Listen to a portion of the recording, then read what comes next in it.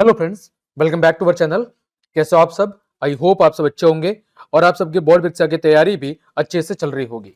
तो प्यारे विद्यार्थियों, आप सभी की रिक्वेस्ट को ध्यान में रखते हुए लेकर आ गए हैं माध्यमिक परीक्षा 2025 के लिए कक्षा 10 हिंदी विषय का पेपर, जो कि आपकी 12 मार्च को होने वाला है। तो कई सारे विद्यार्थी कमेंट कर रहे थे कि सर इंग्लिश विषय के पेपर की तरह ही हिंदी विषय का पेपर भी लेके आइए। तो आप सभी की रिक्वेस्ट हो और हमने लेकर ना आए, ऐसा तो हो ही नहीं सकता।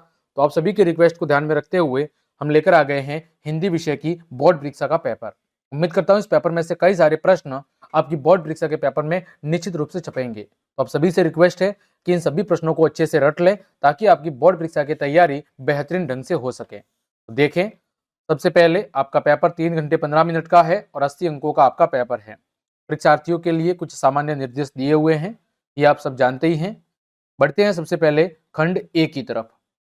लिखा हुआ है, निम्नलिखित वस्तुनिष्ठ प्रश्नों के उत्तर अपनी उत्तर पुस्तिका में लिखिए। कुल मिला के 15 प्रश्न हैं और प्रत्येक प्रश्न आपका 1 नंबर का है। देखें, पहला है, क्रम के आधार पर क्रिया कितने भेद माने जाते हैं? क्रम के आधार पर क्रिया के कितने भेद माने जाते हैं? 2 भेद है, सकर्मक और अकर्मक क्रिया। दूसरा है, संज्ञा के स्थान पर प्रयुक्त होने वाले शब्द क्या कहलाते हैं? तो संज्ञा के स्थान पर प्रयुक्त होने वाले जो शब्द हैं वो कहलाते हैं सर्वनाम। तीसरा है, पंडिताइन शब्द में प्रयुक्त प्रत्यय कौन सा है? तो पंडिताइन शब्द के अंदर जो प्रत्यय है आपका, वो है आपका आनी प्रत्यय। कौन सा है? पंडित धन आइन। यहां पर कौन सा प्रत्यय है? यहां पर एक ऑप्शन नहीं छपा है, तो यहां पर आप कर ले ऑप्शन नंबर ख और वो होगा आइन। तो यहां पर पंडित धन आइन कौन सा प्रत्यय है? यहां पर तो यहां पर आपका आइन प्रत्यय है। कौन सा है? आइन प्रत्यय। आगे चौथा देखें, स्वागतम शब्द का सही संधि विच्छेद क्या है? तो स्वागत शब्द का जो सही संधि विच्छेद है वो है सुधन आगत। क्या है? सुधन आगत। पांचवा है, प्रेम गीत की भाषा है। तो प्रेम गीत की जो भाषा है वो कैसी है? तो प्रेम गीत की भाषा है वो है आपकी ब्रज भाषा। छठा है, फागुन मास में कौन सी ऋतु का आगमन होता है? तो कौन सी ऋतु का? वसंत ऋतु का आगमन फागुन मास के अंदर हो जाता है। सातवां, जयशंकर प्रसाद की रचना कौन सी है? तो इनमें से जो जयशंकर प्रसाद की जो रचना है वो है आंसू। सातवां, परशुराम ने शिव धनुष तोड़ने वाले को किसके समान अपना शत्रु माना है? किसके समान माना है? सहस्त्र बाहु के समान। अगला है नौवां, हालदार साहब किस सोच का आदमी है? हालदार साहब किस सोच का आदमी है, ये आपको बताना है। तो इसका सही उत्तर होगा सकारात्मक। उनकी जो थिंकिंग है वो कैसी है? सकारात्मक है, पॉजिटिव है। आगे 10वां, मनु भंडारी का जन्म कहां हुआ था? तो कहां हुआ था? भानपुरा एमपी के अंदर। 11वां, यशपाल का जेल में किससे परिचय हुआ? तो यशपाल का जेल के अंदर परिचय हुआ था भगत सिंह और सुखदेव से। 12वां है, मानव संस्कृति है। तो मानव संस्कृति कैसी है? तो मानव संस्कृति अविभाज्य है। 13वां, शिव पूजन सहाय को उनके पिताजी क्या कहकर पुकारते थे? तो इसका सही उत्तर होगा वो होगा आपका यहां पर भोलानाथ। ठीक। अगला, गंगटोक का अर्थ क्या है? तो गंगटोक का अर्थ है एक छोटी। अगला 15वां, मैं विज्ञान का विद्यार्थी हूं, विद्यार्थी शब्द का संधि विच्छेद क्या होगा? तो क्या होगा? विद्याधन अर्थी। क्या होगा? विद्याधन अर्थी आपके विद्यार्थी शब्द का संधि विच्छेद होगा। तो यह था प्रश्न संख्या 1, जिसमें कुल मिला के आपके 15 एमसीक्यू पूछे गए थे और प्रत्येक एमसीक्यू 1 नंबर का है। आगे बढ़ते हैं प्रश्न संख्या 2 की तरफ। दिया हुआ है, रिक्त स्थानों की पूर्ति कीजिए। क्या करनी है आपको? रिक्त स्थानों की पूर्ति। पर्वत, नदी, नगर, पक्षी, फूल आदि उदाहरण खाली जगह संज्ञा के हैं। तो ये कौन सी संज्ञा के हैं? तो ये सब जातिवाचक संज्ञा के उदाहरण हैं। किसके उदाहरण हैं? जातिवाचक संज्ञा के। दूसरा, जो शब्दांश शब्द के आरंभ में जुड़कर उसके अर्थ में परिवर्तन उत्पन्न कर देते हैं क्या कहलाते हैं? तो उन्हें हम क्या कहते हैं? उन्हें हम उपसर्ग कहते हैं। क्या कहते हैं? उपसर्ग। तीसरा, जिस समास में पहला पद संख्यावाचक होता है वहां पर कौन सा समास होता है? तो वहां पर द्विगु समास होता है। कौन सा समास होता है? द्विगु समास। चौथा, घोड़ा तेज दौड़ता है, वाक्य के अंदर कौन सा विशेषण है? तो यहां पर क्रिया विशेषण है, क्योंकि दौड़ने की विशेषता क्या है कि वो तेज दौड़ता है। तो यहां पर कौन सा विशेषण है? क्रिया विशेषण है। आगे तीसरा, निम्नलिखित गद्यांश को पढ़कर पूछे गए प्रश्नों के उत्तर देने हैं। आपके सामने गद्यांश है कि देश प्रेम क्या है? प्रेम ही तो है।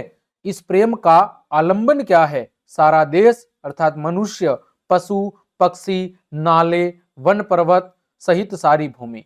यह प्रेम किस प्रकार का है? यह साचर्य प्रेम है, जिसके मध्य हम रहते हैं, जिन्हें हम बराबर आंखों से देखते हैं, जिनकी बातें बराबर सुनते हैं, जिनका और हमारा हर घड़ी का साथ रहता है, जिनके सानिध्य का हमें अभ्यास हो जाता है, उनके प्रति लोभ या राग हो सकता है। देश प्रेम यदि वास्तव में अंतःकरण का कोई भाव है तो यही हो सकता है।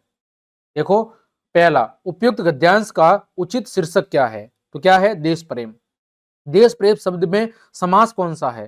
तो कौन सा समास है? तत्पुरुष। देश प्रेम, देश के प्रति प्रेम। देश प्रेम किस कोटि का माना जाता है? तो देश प्रेम साहचर्य कोटि का माना जाता है या साहचर्यग्रत कोटि का माना जाता है। देश प्रेम वास्तव में किस भाव का माना जाता है? तो अंतःकरण के भाव का। सानिध्य से क्या उत्पन्न होता है? तो सानिध्य से लोभ व राग उत्पन्न होता है।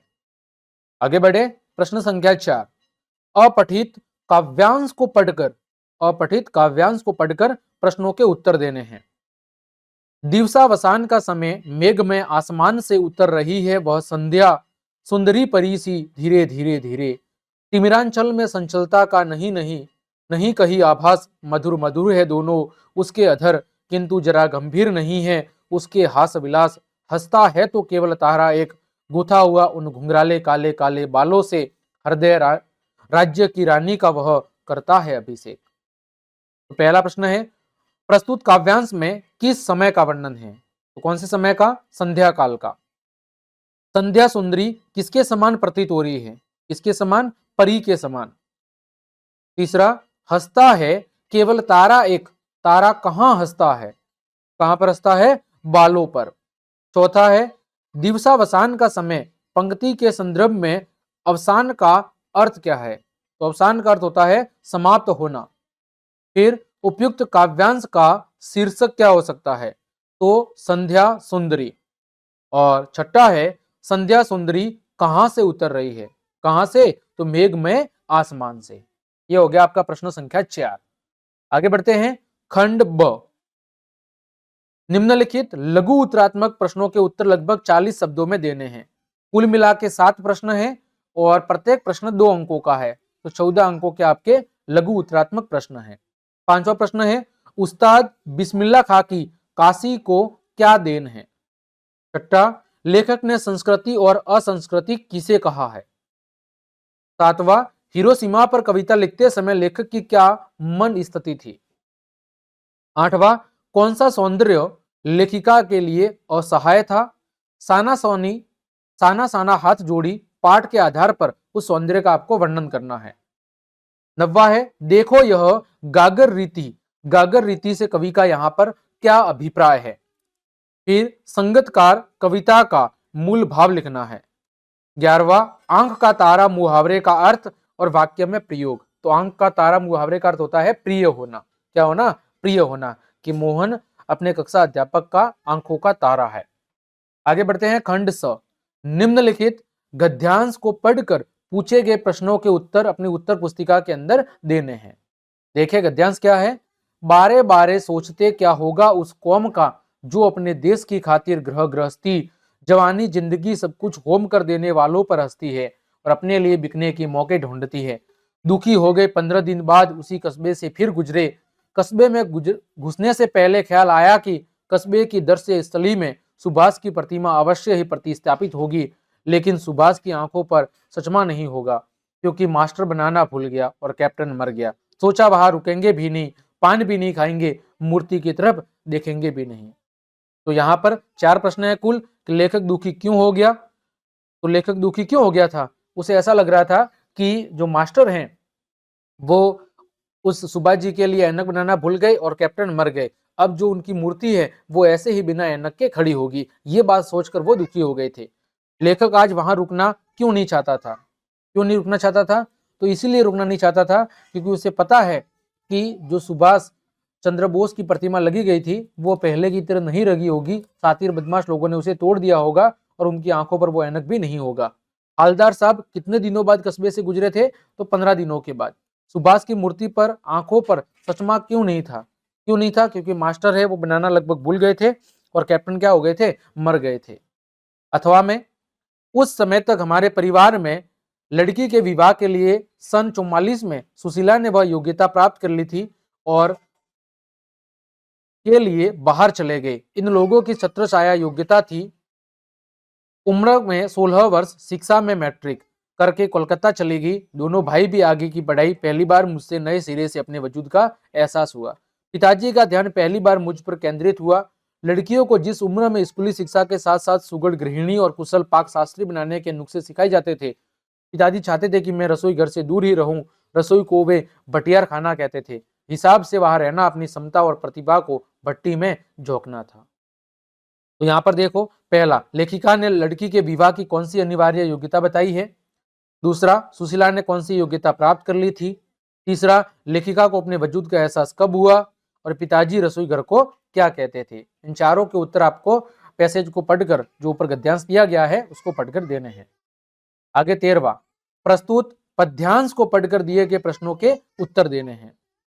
तो फसल क्या है? और तो कुछ नहीं है वह, नदियों के पानी का जादू है वह, हाथों के स्पर्श की महिमा है, भूरी काली संदली मिट्टी का गुणधर्म है, रूपांतर है, सूरज की किरणों का सिमटा हुआ संकोच है, हवा की थिरकन का। तो यहां पर देखो, प्रस्तुत पद्यांश में कवि किसके विषय में कह रहा है? तो फसल के बारे में। फसल किसके हाथों की स्पर्श की महिमा है? तो फसल किसानों के हाथों की स्पर्श की महिमा है। फिर रूपांतर है सूरज की किरणों का।